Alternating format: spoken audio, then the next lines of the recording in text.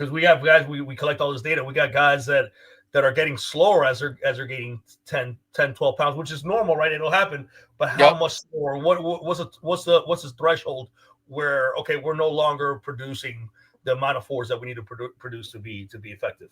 Is that something that could be studied to figure out what your maximum weight and then speed velocity ends up being, or if you're going specific to your sport, right? Like how much size can you gain relative to how far you're hitting the baseball, for example, or pitching, for example?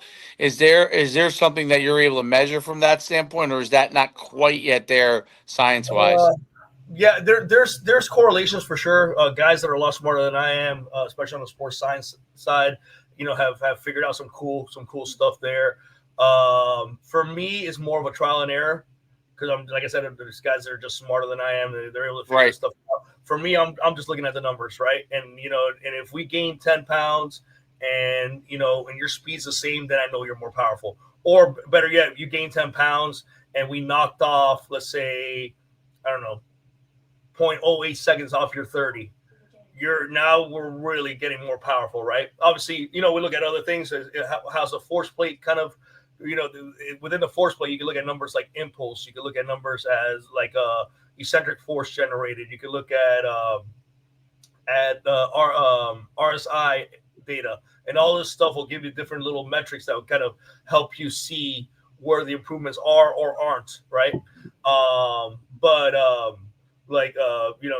And different teams will have different data points. Like there's some teams that I've talked to that they only look at concentric data, and they'll look at 2 or 3 points. Another team will just look at the vertical and just base it on the vertical for whatever that's. Other guys will really pay attention, and some research will sit there and pay attention to the eccentric kind of portion of the movement and seeing how they're loading that, and then they'll be able to find some correlations. Like there's some cool correlations between kind of that eccentric peak load compared to the eccentric average load and elbow injuries, and it's pretty staggering how well correlated it is, right? But if you stop and you think about it, if you can't block the front leg with a lot of force, and you're trying to overshoot it, then that could lead to more stress on the elbow rather than like if I'm going to stand up real quick, but if you're able to really lock that leg and then let that thing whip you.